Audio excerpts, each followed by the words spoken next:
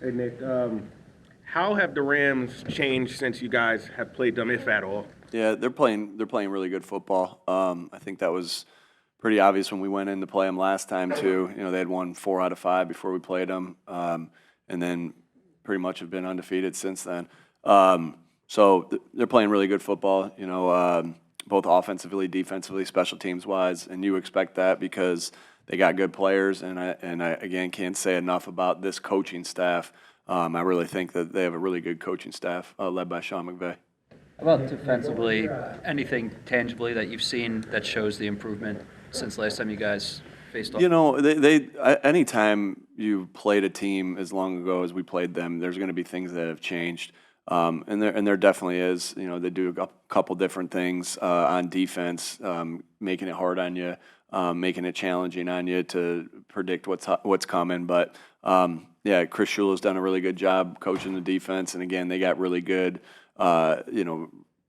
players, and especially on that defensive line. It's a good front that's playing really good football right now.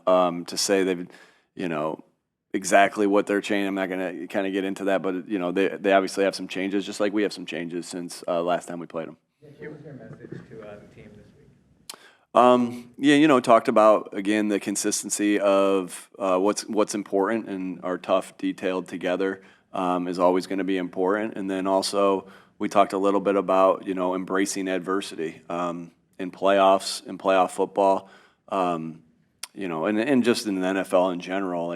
There's going to be plays that when you're in a game that they're going to make, and even with your best efforts, they still could make the play. So how do you play the next play mentality? And again, that's something that we've focused on a lot all year is next play mentality. And that's really, we're saying this week, embrace the adversity, and that's really another way of saying, hey, play the next play. You got to work with Chris and with the Chargers. It's been a long time. Do you know anything? Do you have a foundational, sort of understanding of what he is as a coach? From my experience with him at the Chargers now, we've both been a lot of different places since then. Obviously enjoyed the relationship I had with him while we coached together. Still consider him a friend. Obviously think he's a very good coach, and he's doing a great job this year.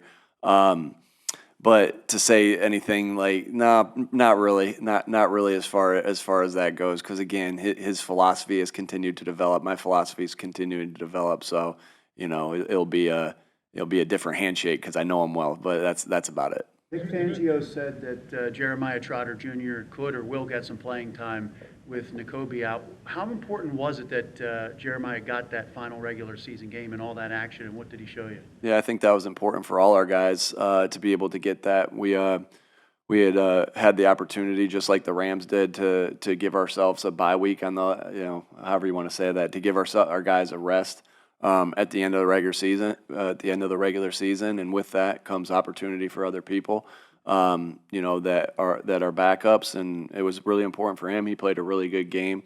It was all over the stat sheet of what he did, and then all over the field. And so, I feel really good about the linebacker room. Obviously bummed about Nakobe, but feel really good about the guys that are going to be able to step in and play in his absence. And just can't say enough about, Trot and Oren, and Bobby King and Ronell Williams, getting those guys ready. An overview of the offense this year and Jalen's role within it. 2 years ago versus now, 100 pass attempts fewer.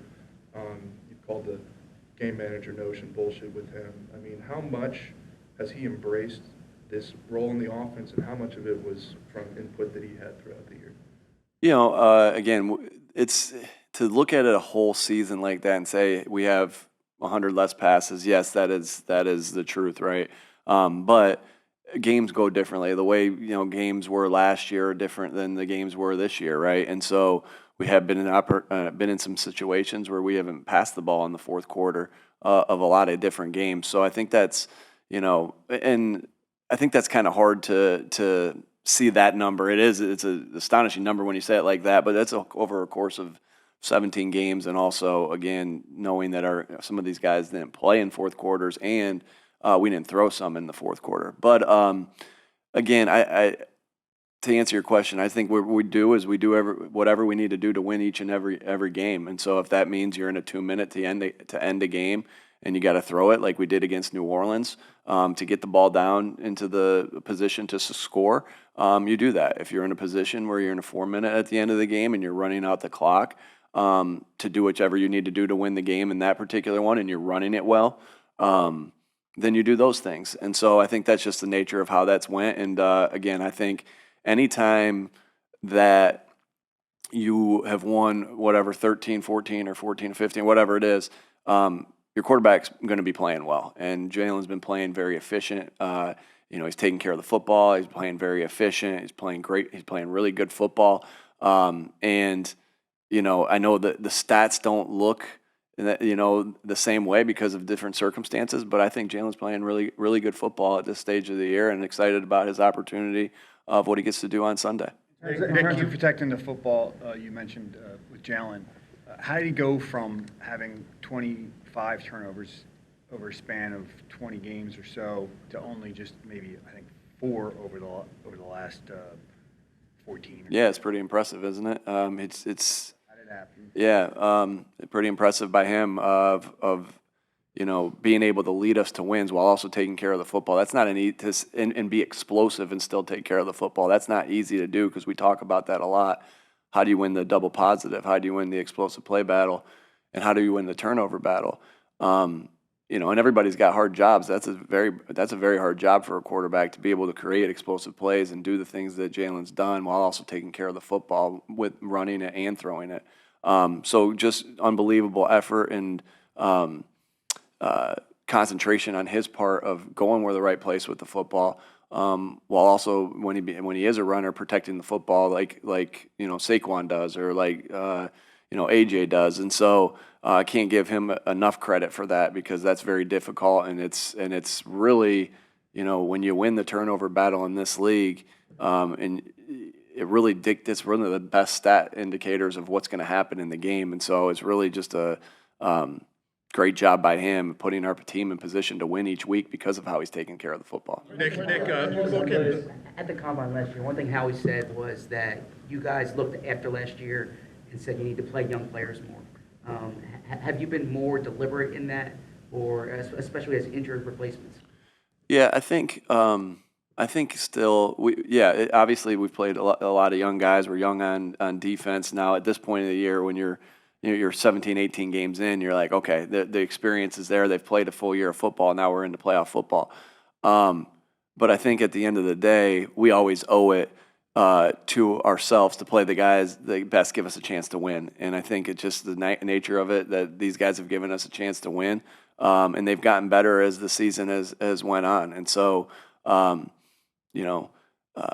I wouldn't say any extra. It's worked out that way, and I'm happy that it has. Nick, Saquon's closing in on 400 touches. What have you seen from him as far as the way he takes care of himself and his fitness level and how he's managed to navigate the season and play at a high level? Yeah, he does a lot of things just to get himself ready each Sunday, both mentally and physically. And I think he's an ultimate pro that knows how important that it is that he's in great shape, weighing what he needs to weigh, working hard in the weight room to do the preventative things, the prehab, the post, the rehab stuff, and so he really does a good job of taking care of his body to get himself where he can touch the ball that much. And that's a group effort. I can't say enough about all the guys that work with him as well. The strength staff, the training room staff, the doctors that all work with him to make sure he's on that on that path. And so there's some things too with Saquon that you'll have load management throughout the week to get him ready. I think you guys have asked me of that a bunch, and like our job on every Sunday is to win the game by however we need to win the game. All that matters. What was Jalen said? The main thing's the main thing. How are we going to win this game? And so you do everything you can to win the game. So really, the management of Saquon and how he feels good is what is happening Monday, Tuesday, Wednesday, Thursday, Friday, Saturday. And quite frankly, that's the same thing that we believe is like the things that you do Monday through Saturday, whether it's training, whether it's taking care of your body, whether it's the work that you put in the film room, whether it's the work you put on the field, are direct indicators of if you're going to win or lose the game or how you're going to perform.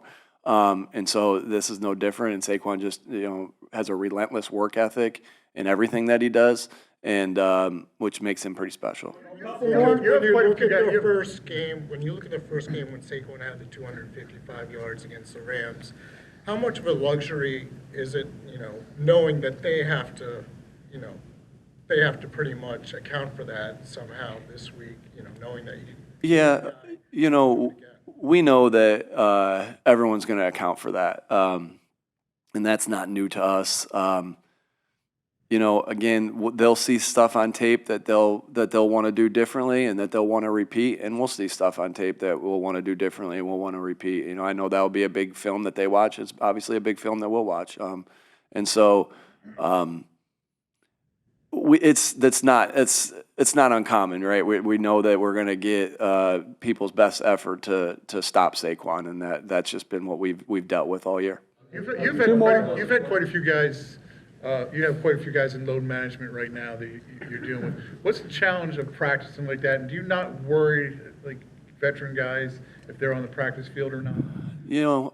Obviously, you want everyone to practice and get ready to go for the game. But it is at this point of the year, and everybody's always in different positions, right? You fight the hard line of being ready to play on Sunday physically. And doing the right things throughout the week to make sure you're ready to play, right? And so, if that makes sense.